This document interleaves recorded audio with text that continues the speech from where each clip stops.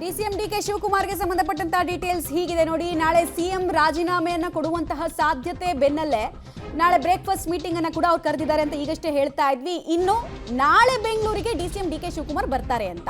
ನಾಳೆ ಬೆಳಗ್ಗೆ 8:30ಕ್ಕೆ ಅವರು ಬೆಂಗಳೂರಿಗೆ ಬಂದು ಇಳಿತಾರೆ. ಡೈರೆಕ್ಟ್ ಆಗಿ ಬ್ರೇಕ್ಫಾಸ್ಟ್ ನಲ್ಲಿ ಭಾಗಿಯಾಗ್ತಾರೆ. ಸಿಎಂ ಅವರ ಕಾವೇರಿ ನಿವಾಸದಲ್ಲಿ ಹೋಸ್ಟ್ ಮಾಡಲಾಗ್ತಾ ಇದೆ. ಸಿಎಂ ಆಗಿ ಕೊನೆಯ ಬ್ರೇಕ್ಫಾಸ್ಟ್ ಅನ್ನ ಹೋಸ್ಟ್ ಮಾಡ್ತಾ ಇರೋದು ಆಲ್ಮೋಸ್ಟ್ ಕನ್ಫರ್ಮ್ ಆಗ್ತಾ ಇದೆ. ಇಲ್ಲಿಗೆ ಅವರು ಹೋಗ್ತಾರೆ, ಡಿ ಕೆ ಶಿವಕುಮಾರ್ ಅವರು ಹೋಗ್ತಾರೆ. ಆಬ್ವಿಯಸ್ಲಿ ಎಲ್ಲ ಸಚಿವರು ಮುಂದೆ ಡಿ ಕೆ ಶಿವಕುಮಾರ್ ಕೂಡ ಭಾಗಿಯಾಗ್ತಾರೆ. ಒಂದು ಒಗ್ಗಟ್ಟನ್ನ ಪ್ರದರ್ಶನ ಮಾಡೋದಕ್ಕಿದ್ದಾರೆ ಅನ್ನೋದು ಗೊತ್ತಾಗ್ತಾ ಇರುವಂತಹ ವಿಚಾರ ಆಗ್ತಾ ಇದೆ. ಬಟ್ ಇವತ್ತೇ ಬರ್ತಾರೆ ಡಿಸಿಎಂ ಡಿ ಕೆ ಶಿವಕುಮಾರ್ ಬೆಂಗಳೂರಿಗೆ ಅಂತಿತ್ತು. ಅದು ನಾಳೆಗೆ ಯಾಕೆ ಶಿಫ್ಟ್ ಆಯಿತು, ಇನ್ನೂ ಒಂದು ದಿನ ಯಾಕೆ ದೆಹಲಿಯಲ್ಲಿ ಉಳಿತಾ ಇದ್ದಾರೆ ಅನ್ನೋದು ಕುತೂಹಲದ ಕೇಂದ್ರ ಬಿಂದು ಆಗ್ತಾ ಇದೆ. ಡೀಟೇಲ್ಸ್ ಕೊಡ್ತಾರೆ Masood. Almost D K Shivakumar ಅವರಿಗೆ ಖಚಿತ ಸ್ಥಾನ ಸಿಗೋದು ಕನ್ಫರ್ಮ್ ಆದ್ಮೇಲೂ ಕೂಡ ಇನ್ನೂ ಒಂದು ದಿನ ದೆಹಲಿಯಲ್ಲಿ ಉಳಿಯೋದ್ರ ಕಾರಣ ಏನು ಅಂತ, ಯಾಕೆ ಉಳ್ಕೊಳ್ತಾ ಇದ್ದಾರೆ ಇನ್ನೊಂದು ದಿನ? ಮಮತಾ, ಡಿ ಕೆ ಶಿವಕುಮಾರ್ ಅವರ ನಡೆ ಕೂಡ ಒಂದು ರೀತಿಯಲ್ಲಿ ನಿಗೂಢವಾಗಿದೆ. ಯಾವಾಗ ಏನಾಗ್ತಿದೆ ಅನ್ನುವಂಥದ್ದು ಕೂಡ ಇನ್ನಷ್ಟೇ ಗೊತ್ತಾಗಬೇಕಾಗಿದೆ. ಯಾವುದು ಕೂಡ ಸ್ಪಷ್ಟತೆ ಸಿಗ್ತಾ ಇಲ್ಲ. ಈಗ ಅವರು ದೆಹಲಿಗೆ ಹೋದಾಗ ಮುಖ್ಯಮಂತ್ರಿಗಳ ಜೊತೆ ಹೋಗಲಿಲ್ಲ, ಪ್ರತ್ಯೇಕವಾಗಿ ಹೋದರು. ಅನಂತರ ಅಲ್ಲೂ ಕೂಡ ಮುಖ್ಯಮಂತ್ರಿಗಳ ಜೊತೆ ಫಸ್ಟ್ ಮಾತನಾಡಿದ್ರು, ಅವ್ರ ಜೊತೆನೂ ಕೂಡ ಹೈಕಮಾಂಡ್ ನಾಯಕರು ಮಾತನಾಡಿದ್ರು. ನಿನ್ನೆ ಸಮ್ಮತಿ ಕೊಟ್ಟರು ಮುಖ್ಯಮಂತ್ರಿಗಳು ರಾಜೀನಾಮೆ ಕೊಡಬೇಕು ಅಂತ. ನಂತರ ಕೆ.ಜೆ. ಜಾರ್ಜ್ ಅವರ ನಿವಾಸದಲ್ಲಿ ಸಿಎಂ ಅವರು ತಮ್ಮ ಆಪ್ತರ ಜೊತೆ ಸಭೆ ಮಾಡಿದ್ರು. ಅಲ್ಲಿ ರಾಹುಲ್ ಗಾಂಧಿ ಅವರು ಹೇಳಿದ್ದ ಕಾರಣಕ್ಕಾಗಿ ನಾನು ರಾಜೀನಾಮೆ ಕೊಡ್ತಾ ಇದ್ದೇನೆ ಅನ್ನುವಂಥದ್ದನ್ನು ಕೂಡ ಸ್ಪಷ್ಟಪಡಿಸಿದ್ರು.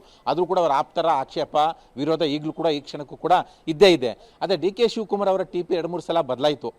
ನೆನ್ನೆ ಬರ್ತಾರೆ ತಡರಾತ್ರಿ ಅನ್ನುವಂತಹ ಮಾಹಿತಿ ಇತ್ತು, ಅದು ಚೇಂಜ್ ಆಯಿತು. ಇವತ್ತು 3 ಗಂಟೆಗೆ ಬರ್ತಾರೆ ಬೆಂಗಳೂರಿಗೆ ಅನ್ನುವಂಥದ್ದಿತ್ತು, ಆ ಟಿಪಿನೂ ಕೂಡ ಚೇಂಜ್ ಆಯಿತು. ಈಗ ಮತ್ತೊಂದು 3ನೇ ಟಿಪಿ ಬಂದಿರುವಂಥದ್ದು.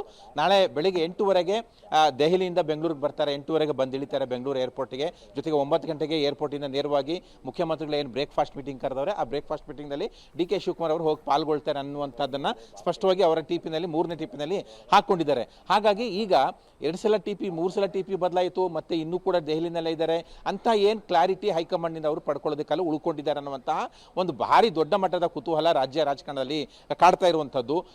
ಈಗ ಅವರು ಸಿಎಂ, ಅವರೇ ಮುಂದಿನ ಸಿಎಂ ಅನ್ನುವಂತಹ ನಿರ್ಧಾರ ಆಗಿದ್ರು ಕೂಡ ಅದು ಅಧಿಕೃತ ಆಗಿಲ್ಲ. ಮುಖ್ಯಮಂತ್ರಿ ಡಿ ಕೆ ಶಿವಕುಮಾರ್ ಅವರಿಗೆ ಅದನ್ನು ಹೈಕಮಾಂಡ್ ಅವರು ಸ್ಪಷ್ಟಪಡಿಸಿದಾರ. ಅಂದರೆ ಈಗ ಸಿದ್ದರಾಮಯ್ಯ ಅವರು ರಾಜೀನಾಮೆ ಕೊಡೋದಕ್ಕೆ ಒಪ್ಕೊಂಡಿದ್ದಾರೆ. ಮುಂದಿನ ಸಿಎಂ ನೀವೇ, ಮುಂದೆ ಸಿಎಂ ಆಗೋದಕ್ಕೆ ನೀವೇ ತಯಾರಿ ಮಾಡ್ಕೊಳ್ಳಿ ಅನ್ನುವಂತಹ ಸ್ಪಷ್ಟ ಸಂದೇಶ ಹೈಕಮಾಂಡ್ ಕಡೆಯಿಂದ ಡಿ ಕೆ ಶಿವಕುಮಾರ್ ಬಂದಿದೆಯಾ ಇಲ್ವಾ ಅನ್ನೋದು ಕೂಡ ಖಚಿತ ಆಗ್ತಿಲ್ಲ. ಈ ವಿಚಾರ ಕ್ಲಾರಿಟಿ ಪಡ್ಕೊಳ್ಳೋಕೆ ಅವರು ಅಲ್ಲಿದ್ದಾರೋ ಅಥವಾ ಆ ಮಾಹಿತಿ ಬಂದಿದೆ ಅಂದರೆ ನೆಕ್ಸ್ಟ್ ಸಿಎಂ ನೀವೇ ಅನ್ನುವಂಥ ಮಾಹಿತಿ ಬಂದ ನಂತರ ಬಾಕಿ ಏನೆಲ್ಲ ವಿಚಾರಗಳು ಬೇಕೋ ಸರ್ಕಾರ ರಚನೆಗೆ ಆ ಸಂಬಂಧಪಟ್ಟಂತೆ ಹೈಕಮಾಂಡ್ ನಾಯಕರನ್ನ ಸ್ಪಷ್ಟತೆ ಪಡೆದುಕೊಳ್ಳೋದಕ್ಕೆ ಅವರು ಅಲ್ಲಿ ಉಳ್ಕೊಂಡಿದ್ದಾರಾ, ಎಲ್ಲವೂ ಕೂಡ ಒಂದಕ್ಕೆ ಸದ್ಯಕ್ಕೆ ಮಟ್ಟಿಗೆ ಒಂದು ರೀತಿಯಲ್ಲಿ ಗೊಂದಲ, ಕನ್ಫ್ಯೂಷನು, ಯಾವುದೂ ಕೂಡ ಕ್ಲಾರಿಟಿ ಇಲ್ಲ. ಸದ್ಯಕ್ಕಂತೂ ದೆಹಲಿನಲ್ಲಿ ಅವರು ಇರುವಂಥದ್ದು. ಈ ಕಡೆ ಏನು ತೀರ್ಮಾನ ಆಗಿದೆ ಅದು ನಿಜಾನ ಅನ್ನುವಂತಹ ಮಟ್ಟಿಗೆ ಅನುಮಾನಗಳು ಕೂಡ ಕಾಡ್ತಾ ಇದ್ದಾವೆ. ಈ ಕ್ಷಣಕ್ಕೆ ಏನೆಲ್ಲ ಗೋಚರ ಆಗ್ತಿದ್ದಾವೋ ಅದೆಲ್ಲವೂ ಕೂಡ ಇದೇ ಮಿತ್ತಮ್, ಅಂದರೆ ಇದೇ ಫೈನಲ್ ಅನ್ನೋದು ಕೂಡ ಸ್ಪಷ್ಟವಾಗಿ ಹೇಳಕ್ಕಾಗ್ತಾ ಇಲ್ಲ. ಅದೇ ಆ ಥರ ಗೋಚರ ಕೂಡ ಆಗ್ತಿಲ್ಲ. ಇವತ್ತು ಸಿದ್ದರಾಮಯ್ಯ ಅವರ ಮೇಲೆ ಅವರ ಆಪ್ತರು ಸಚಿವರಾಗಲಿ ಅಥವಾ ಆಪ್ತ ಶಾಸಕರಾಗಲಿ ಯಾವ ಮಟ್ಟಿಗೆ ಒತ್ತಡ ಹಾಕ್ತಾರೆ ಅನ್ನುವಂಥದ್ದು ಕಾದು ನೋಡಬೇಕು. ಅಂದರೆ ಸಿದ್ದರಾಮಯ್ಯ ಅವರು ರಾಹುಲ್ ಗಾಂಧಿ ಮುಂದೆ ಸಮ್ಮತಿ ಕೊಟ್ಟು ಬಂದಾಗಿಯೂ ಕೂಡ ಇವತ್ತು ಅವರ ಆಪ್ತರ ಒತ್ತಡದ ಮೇಲೆ ಮತ್ತೆ ಚೇಂಜ್ ಆಗುತ್ತಾ ಅವರ ನಿರ್ಧಾರ ಅನ್ನುವಂಥದ್ದು ಕೂಡ ಹೇಳಲಿಕ್ಕಾಗಲ್ಲ. ಇದ್ರ ಮಧ್ಯೆ ಡಿ ಕೆ ಶಿ ಅವರ ದೆಹಲಿ ವಾಸ್ತವ್ಯ ಇದೆಯಲ್ಲ, ಅದು ಒಂದು ರೀತಿಯಲ್ಲಿ ಸಾಕಷ್ಟು ಅನುಮಾನ ಪ್ರಶ್ನೆಗಳನ್ನು ಕೂಡ ಹುಟ್ಟಾಗ್ತಾ ಇದೆ ಮಮತಾ.